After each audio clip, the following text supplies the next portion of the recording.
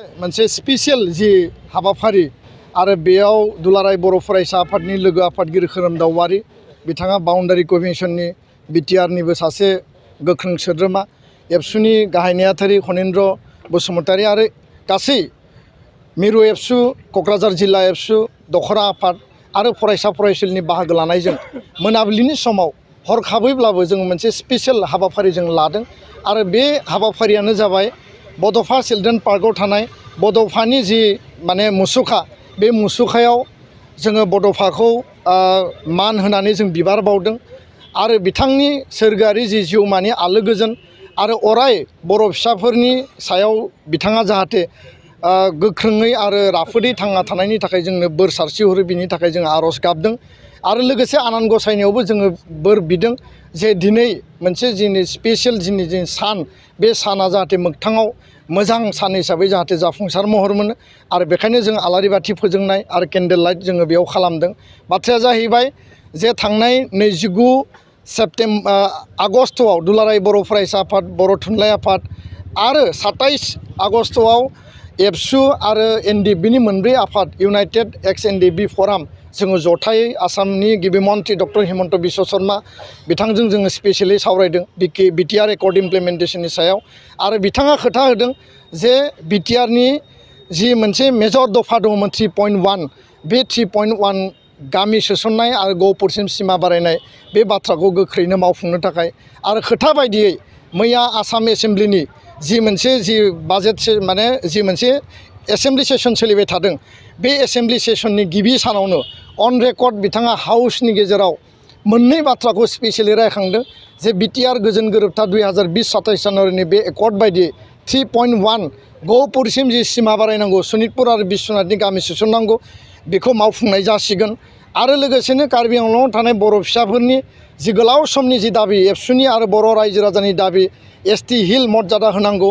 बर'फोरखौ आमरि कार्बिखौ ST plan मर्यादा होनांगौ बेखौ होनो थाखाय सरकारा खामानि मावगोन बे बाथ्राखौ अन रेकर्ड मैया बिथाङा फोरमायदों आरो खोथा बायदियैनो दिनै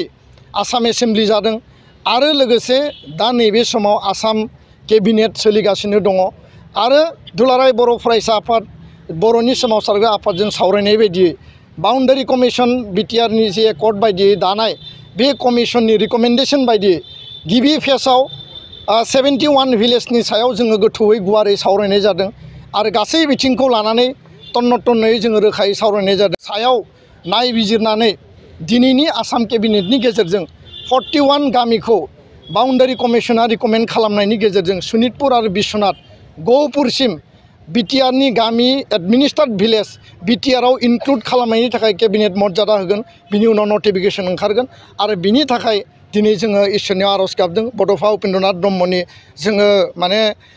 बिथांनि मुसुखायाव जोङो माने आलारि बाथि फोजोंनानै जों बिथांखौ मान बावदों आरो बे स्पेशल हाबाफारिनि गेजेरजों बर' हारिनि थामोनथा रैखाथि बड'फानि जि सिमां दंमोन संकष्ट सदिया बेखौ गहपुरसिम लांनायनि जि एजेन्डा बड'लेण्ड बा बिटिआरनि सिमाखौ बारायनाय आरो बर' कसारि काउन्सिल जि गोदोनि नीलाचल दानि BKWSC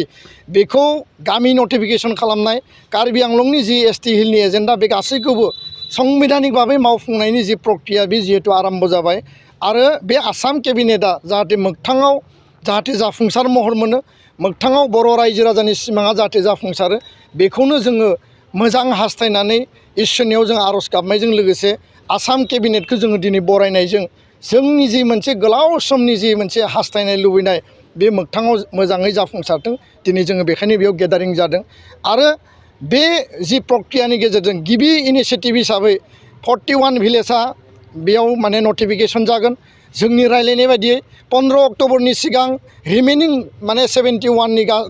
आद्रा थानाय गामिया नटिफाइ जागोन आरो फेस मेनाराव नभेम्बर डिसेम्बर बेबायदि सोसनलांनायनि थाखाय 400-500 जिखिनि गामि दङ सनितपुर बिश्वनाथाव माने revenue village forest village FRC village आरो लोगोसे माने कामरुप दरं नलबारि बरपेटा धुबुरी बङाइगाव खोलाहा थानाय जि 95 डिसपुटेड भिलेज बेखौबो सोसननायनि थाखाय आसाम सरकारा खामानि मावगोन होननानै खोथा होदों दा आसामनि गिबि मन्थ्रि मानगोनां डक्टर हिमन्त बिश्व शर्माखौ बे प्लेटफर्मनिफ्राय बे मोनसे गिदिर इनिसियेटिभखौ लानानै बिथाङा मावफुंनायनि थाखाय जि प्रेक्टिकेल महर होनायनि जि इनिशियेटिभखौ बिथाङा दिन लादों बिनि थाखाय जों धन्यबाद बावदों आरो बिटिआर काउन्सिलनि मुरब्बी CM प्रमद बर' बिथाङा बे गासै प्रक्रियाखौ सरकारनिसिम लाना थांनानै काउन्सिल सरकार आरो आसाम सरकार जि मोनसे इनिशियेटिभ लाबाय बिथांखौ धन्यबाद बावदों भारतनि प्रधानमन्त्री नरेन्द्र मोदी नखर मन्त्रि अमित शाह बिथांमोना बिटिआर एकर्डखौ आखरे आखरे मावफुंनायनि थाखाय जि मोनसे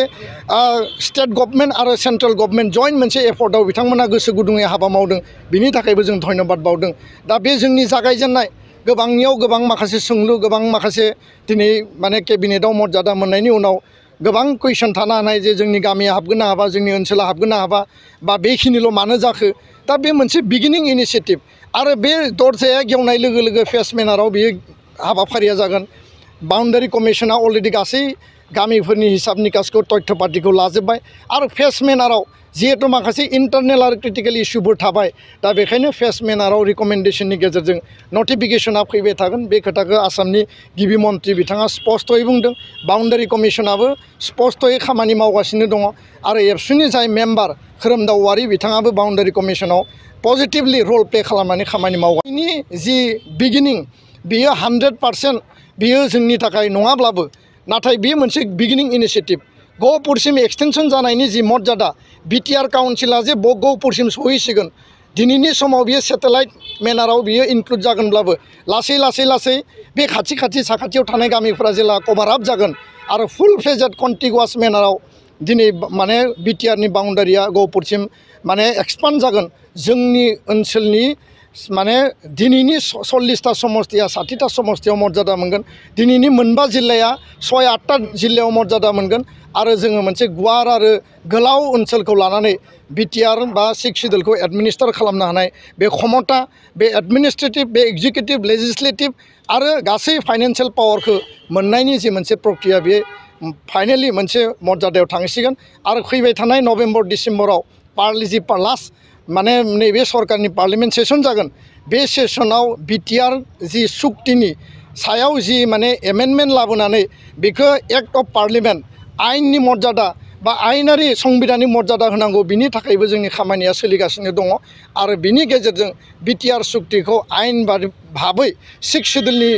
बे माने बेन्दोङाव मर्यादा होनायनि गेजेरजों गासै बिथिंखौ जोङो मोनफुंनायनि थाखाय हाबा मावगोन बर' कसारी काउन्सिलनि गामि नटिफिकेसननि थाखाय जोङो हाबा मावनायनि थाखाय खामानिया सोलिगासिनो दङ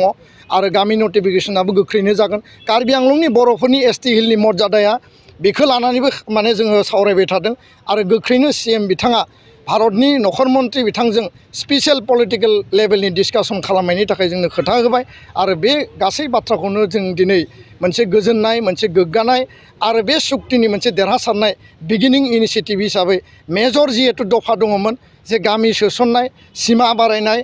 आरो कार्बि आंलंनि बर'फोरनि एसटि हिलनि मर्यादा बर' कसारी काउन्सिलनि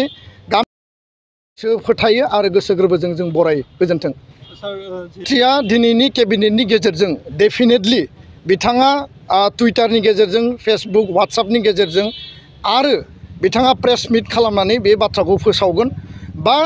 बे केबिनेटनि जि डिसिसन जाय बिथांमोना कनसार्न मन्त्रि बिथांमोना प्रेस मिट खालामनानै बेखौ फोसावगोन आरो खोब गोख्रैनो दिनैनि आसाम केबिनेटनि जि माने केबिनेट डिसिसन बेयो जोंनि माने निउसाव बा मोगथाङाव बेयो फैगोन दा बेखायनो बे समाव जोङो बे केबिनेटनि जाफुंसार महर मोननायखौ लानानै जों दिनै बे हाबाफारिखौ मावफुंबाय आरो केबिनेटखौ जों बरायबाय गोजोन्थों जोनोम सान आरो गुबुन गुबुन गाब गोनां बुब्लिफोराव खुगा गोदै खालामनो जों लुबैयो केक नंगौ जोनोम सान आरो बायदि गाब गोनां बुब्लिफोराव नोंथाङाबो लुबैयो केक मोनफ्रोमबो बुब्लियाव केकआ बयखौबो मुहिहोयो आरो देहाखौ थाजिम मोनहोयो बेबायदिनो क'क्राझार सहर डन बस्क' एचएस स्कुल र'डनि वार्ड नं 4आव दं नोंथांखौ मुहिहोग्रा आरो थाजिम मोनहोग्रा गोथाव केक गोथार जोनोम सान फालिनाय बायदि गाब गोनां बुब्लिफोराव खुगा गोदै खालामनो नोंथाङा लांफैनो हागोन क'क्राझारनि बेकारि एन्ड कनफेक्शनारि रेस्टुरेन्टआव गोरबो सोलेर थाजिम मोनहोग्रा मेजेरनाय गोथाव केक बे गोथाव मेजेरनां केकखौ जानो लुबैदोंब्ला थोंजोङै मख'नाय थंआव थांनाबो लायनो हागोन आरो बिथांमोननि होखानाय 7676135188